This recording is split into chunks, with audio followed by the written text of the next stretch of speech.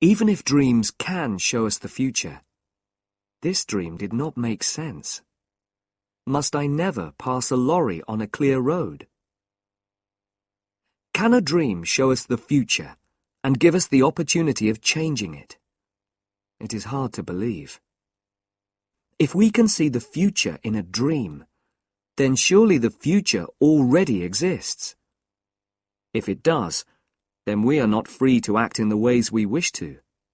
We are not responsible for our own lives. Before I tell you the dream, I must explain a little about the context. It was the summer of 4 years ago, and I was driving my family back from Italy through the south of France. My son had not yet learned to drive. My daughter was too young, and my wife doesn't drive at all. I had been at the wheel for the best part of 3 weeks. Perhaps I was tired. Perhaps I could think of nothing except cars. We spent the night of the dream in a town called Tain-l'Hermitage. Now I'll tell you the dream. I was sitting in a big, powerful, cream-coloured car, and I was driving at high speed through the country. I was coming to a bend in the road, and in front of me, there was a very large lorry. My foot reached out towards the brake, but it could not find it. I looked down. There was no brake. Worse, my hands held empty air. There was no wheel for them to hold. There were no controls of any kind. Already we were almost into the back of the lorry. I shouted in fear.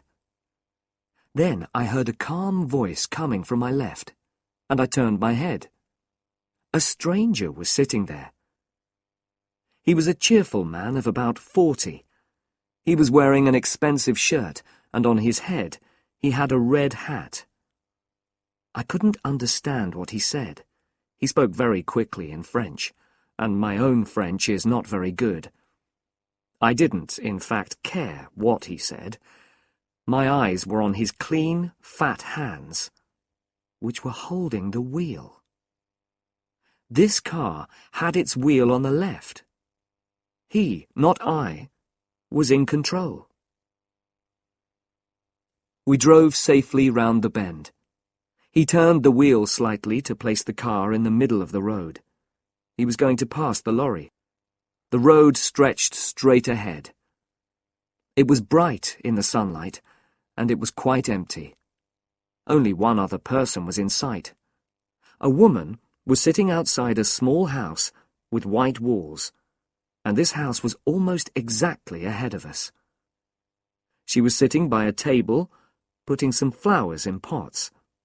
She wanted to sell us some, and waved them at us. This sight, for some reason, filled me with a terrible fear. The flowers made me think of death, and our final resting place. At this moment, we were level with the lorry, and ready to pass it. But then, the lorry began to turn away from the side of the road towards our car. It appeared that the driver was doing this on purpose.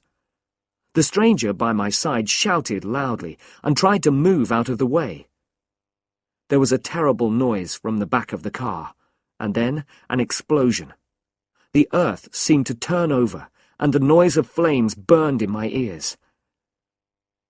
At that point, I woke up in fear. I was very worried by this dream, and could not sleep again.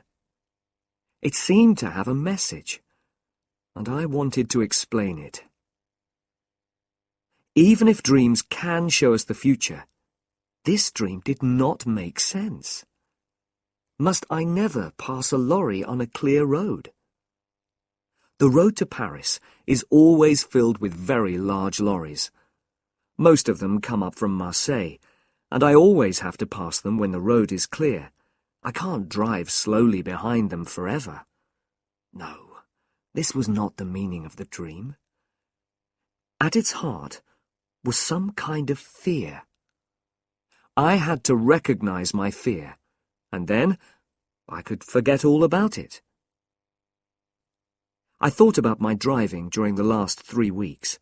I tried to remember all the lorries and all the small white houses. I thought of all the cars which were painted cream. I remembered nothing of any great interest. I had imagined that the road in the dream must be in France. It was long, empty, and straight. But then I remembered that we had passed the lorry on the right. So the dream was about a road in England. In England, all cars keep to the left. Immediately, I remembered something. 2 years before this, I was travelling in the north of England. An American and I were making some radio programs. He had brought his car from America, and of course the driver sat on the left side. The brakes and other controls were also on the left. But the colour of his car was not cream. The American was a careless driver, and often passed other cars against my advice. Remember that I was in a better position to see. I was sitting on the right. Once, just after Nottingham, he played chicken. You probably know about chicken. It is a game that is played on the roads. It is becoming more and more popular in America because long journeys are often very dull. You just move your car into the middle of the road and stay there. When another car appears, it comes towards you in the middle of the road. The driver who turns away is the chicken. Quite often, neither driver turns away. I expressed my displeasure at this game in language that the American could not fail to understand. We did not play it again, but it had probably left its mark on my mind. So then, when I was asleep, I experienced it all again in a dream. I also remembered something else while I was having breakfast. When we played chicken, it was an uncommonly windy day. We stopped at Chesterfield, and the American bought a hat. It was a black hat, not a red one, but in dreams details are not always exact. After this, I forgot about the dream until the afternoon. The big French lorries often play their own game. They stay in the middle of the road, and you can't pass them. You have to stay behind them. Sometimes you have to follow them for endless kilometres, although the roads are almost completely empty. This afternoon, we were following a large vehicle which was making terrible noises. When I blew my horn, the driver moved to the side of the road. But it was the wrong side. He was driving along on the left, instead of keeping to the right. There was enough space on the right for me to pass him, but to do that would be wrong.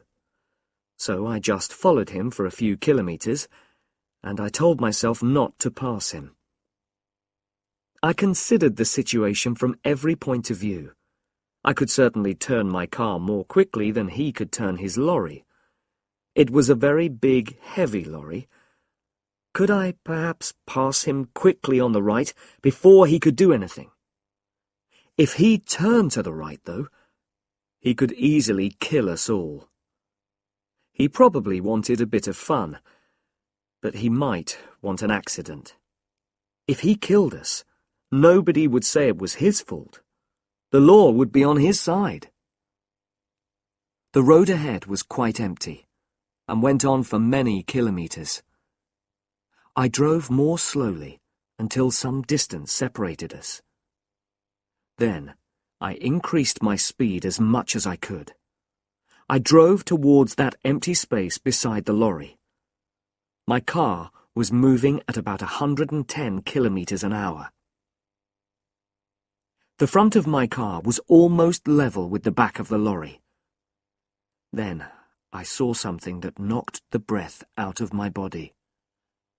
On the grass, beside the road, a woman was sitting outside a small white house with a table of flowers.